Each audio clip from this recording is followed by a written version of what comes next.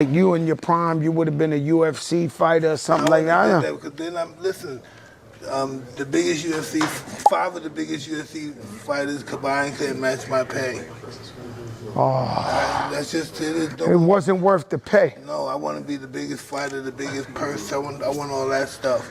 Yeah. When Mike Tyson fights, he shuts everything down. The biggest purse. That's it. All right, so the crazy thing about this clip is that Mike Tyson and Dana White are pretty good friends. Like, Dana's appeared on Mike's podcast multiple times, they do little skits together, and by all accounts, they have a very friendly relationship, so the fact that Mike is openly calling out how little MMA pays its biggest stars in comparison to boxing really says a lot. And although I'm sure Mike didn't mean this as a personal attack, another prominent boxing figure did go on the offensive at Dana this week in the form of Eddie Hearn, who called him out for his unfair business practices. This is not the first, nor will it be the last time that a boxing promoter or even just a pro boxer has called out Dana for being a cheapskate, but I think it's for sure one of the most articulate and comprehensive breakdowns as to why Dana is going to have a very tough time transitioning into boxing. And whether it be Mike Tyson or Eddie Hearn or Oscar De La Hoya, all of these boxing figures agree that what Dana is doing in MMA is not going to fly in their world, and yeah, in this video I'm going to be talking about all this and more. Let's go back to what Mike was saying. I really think that this was a crazy thing for him to air out given his friendship with Dana, but I do admire him for keeping it real. He could have taken the diplomatic route and just lied and said that he would have loved to pursue MMA if it was around during his time, but instead he says that there's no chance that that would have happened given how little the UFC pays compared to boxing. Here's a little bit of context. Mike at damn near 60 years old made $20 million in that circus fight against Jake Paul. And spoiler alert, there has never ever been a UFC payout that's even come close to $20 million. The most a UFC fighter has ever made, not counting pay-per-view points, was when Brock Lesnar fought at UFC 200 where he made $8 million. And even when it comes to the highest paid UFC fighter of all time, Conor McGregor, most estimates clock his total UFC earnings to be in the ballpark of $40 million over the course of 14 fights. But in one single night in the office, Conor made about $130 million against Floyd Mayweather. But guess what? Dana and the UFC pocketed half of that for basically doing nothing at all. Conor was a good example. I always thought Conor would just walk away from the UFC, start up his own promotional arm of MMA, you know. And it's very interesting. I'd love to see the ins and outs behind the scenes of how that relationship was managed with Conor. You know, reports of when he boxed Mayweather, they went 50-50 on the purse, UFC and Conor. That's outrageous. Like, but it should be more, you're saying, for Conor, right? Oh, of course. Yeah. Like, does it really seem fair for Dana to have made $65 million when the extent of his promotion was just him popping a blood vessel every time he had to introduce Conor? And let me tell you, this 50% shit might seem generous when it comes to Dana standards, but there is no way he's going to pull actual top-level talent with that revenue split when he starts Zuffa Boxing in 2026. This guy's been paying UFC fighters 16% of the company's revenue for 3 decades now. Do we really think that he's going to be eagerly paying his boxers 60-70% of a night's total earnings? And on that note, I don't even get the vibe that Dana even cares all that much about being a boxing promoter anymore. I mean, we haven't even heard him talk about boxing at all since the Crawford-Canelo fight. We saw him get publicly bullied by the boxing media, and even the look on his face during the event wasn't really screaming enthusiasm. But to be fair to the guy, it is pretty apparent that he got pressured into doing all of this by the Saudis. They are very influential business partners to have nowadays, and I'm sure that a huge reason behind him going through all of this is to insert himself even more into their good books. Let's not forget that these guys quite literally bankrolled UFC 306 at the Sphere when Dana couldn't find a venue to host the event, so the more Dana gets in their good graces, the more he can leverage them whenever he finds himself in hot water. The reality is this. The problem with the Ali Act for them is you have to disclose to the fighters the revenue of the show, particularly from the broadcaster. Do you think that's what this is all about? I mean, I think there's many different facets, but that is a major problem because they will be receiving a significant rights fee deal from Paramount. And when you look at what they're paying the talent, especially if you're in a league format, and I know the guys they've signed, they're getting 50 grand, 100 grand. I mean, like this kind of level, right? And when you're making millions in a rights fee deal and the talent is getting such a small percentage, that's going to cause a problem.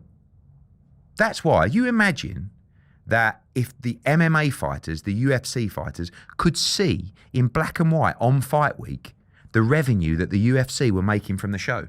And then you turn around and go, I'm getting how much? Honestly, for as long as I've been watching the sport, this thought has never crossed my mind. Apart from declining pay-per-view sales, this is for sure a huge reason why the UFC doesn't release pay-per-view numbers anymore. Back in the day, even if a pay-per-view did terribly, Dana would still announce what it sold at the post-fight press conference. I'm pretty sure the last time he revealed pay-per-view numbers was UFC 264 in 2021, but since then it's become a relic of a bygone era. But what Eddie says here is on point. It is actually to the UFC's advantage to not reveal how much money they're making at each event because keeping their fighters in the dark massively limits their negotiating power. I'm pretty sure that champions get notified how many pay-per-views they sell because they earn pay-per-view points, of course, but for everybody else, they have no idea how much money they're driving. But you're going to have a situation where a boxer is making 3 or 4 times more than the main event on the UFC card, and the revenue is more for the UFC card than it is for the boxing. Do you know what I mean? And they can't afford for the talent to see the numbers. That's the truth of the situation. Because as we always say, you know, when we look at a P&L, 60, 70, sometimes 80% of that P&L, of the revenue, is going to the fighters. But in MMA, I think it's probably more like 20 or 30%.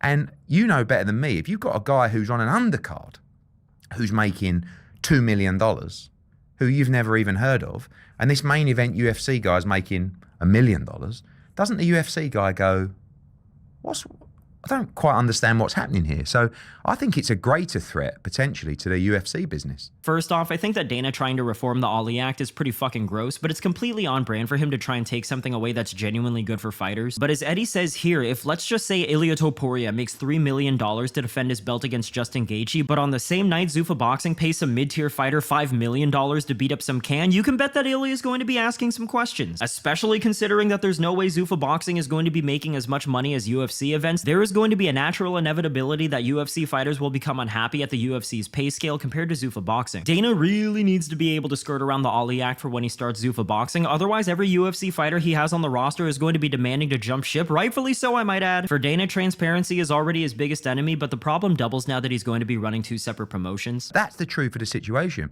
The UFC guys are fighting without any understanding of how much revenue's in the pot. And these guys don't care because, and by the way, it's their business. They can do what they want. If they can get away with that model, good luck to them. But in that model where it's a league or it's a contender series and the guys are getting 50 if you win this fight and 100 and then 200, it's peanuts. Something that people oftentimes bring up when it comes to UFC fighters who are making 10K to show and 10K to win is that they don't drive revenue for the business and thus what they're getting paid is fair. But what about NBA benchwarmers who are playing 4 minutes a game and are making over $1 million a year? Are those guys driving revenue to the league? Same question goes for NFL, NHL, and MLB benchwarmers who you've never even heard of. Those guys don't generate a dime, yet they're taken care of because at the very least they reach the pinnacle of their sport. Being in the UFC really is an honor. It's a stamp of legitimacy that you're able to compete with the best in the world. And I'm not saying that prelim fighters should be making 100K just to show up and get knocked out, but there has to be some sort of happy medium where these professional athletes don't need to worry about paying for basic necessities. How about this? Get rid of win bonuses and make the minimum payout for stepping into the octagon $30,000, which in my opinion is still too low, but that way if a fighter goes 2-1 in a calendar year, then they can at the very least afford to live and train still. The UFC is making $7.7 billion from the Paramount deal. Let's do some math. With the current ESPN deal, the UFC runs 12 pay-per-views a year at $80 a pop, and let's just say hypothetically all 12 pay-per-views sold 1 million buys, that would be $960 million, which is obviously a lot of money, but that's not even close to $7.7 billion. The UFC would only crack $7.7 billion if they sold 1 million pay-per-views for the next 97 events. Do not tell me that they can't afford to pay every single one of their fighters a living wage. What do you make of Dana White entering the world of boxing and teaming up with Cheek Turkey? Yeah, I mean, if they pay like the UFC, though, we might not like it. We might not like it, but... Everybody in MMA wants to fight you, and everybody, Dana White can't stop mentioning you. Well, I've always was taught this, when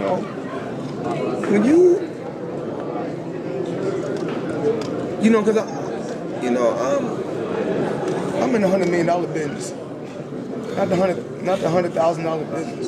Dana knows that the only way he can have any real shot at being a big success in boxing is to avoid the rules that are there in order to protect the fighters, which is why he's trying to reform the Ali Act. He's already tried to get into boxing before and quit before he even started because he realized that unlike the UFC, he can't go around blatantly taking advantage of people. This guy is literally Mr. Krabs. His success is built off of exploiting the passion of his employees. Of course, we've already seen a number of UFC fighters make the transition to boxing in order to chase the bag, but I really do think that this is only the beginning. As more fighters start to pursue their own best interests, it's only going to become more obvious that any UFC fighter that has a name can make more money if they just take that leap of faith. Guys like Darren Till and Mike Perry, who were never really the cream of the crop when it comes to MMA, have both stated that they're making way more money in boxing than they ever did in MMA, and I promise you that hasn't fallen on deaf ears to guys in the UFC. And unfortunately for Dana, it's a lot harder to implement monopolistic business practices in a sport that's over 5,000 years old. He's been able to control MMA because he was the first guy to do it, at least in the West, but as more UFC fighters start to wake up and realize that there are greener pastures elsewhere, elsewhere, the UFC might soon become a feeder organization to boxing. Hey, at least he has power slap. Anyways, that's the video for today. Definitely let me know your thoughts on what the boxing world has said about Dana White. Do you think Dana can go toe-to-toe with Eddie Hearn, and which MMA fighter would you like to see make the jump to boxing? As always, if you like the video, then like the video, and if you haven't subscribed to the channel yet, please do so. I appreciate you for watching, and I'll see you on the next one. Bye. Thanks for the question, John,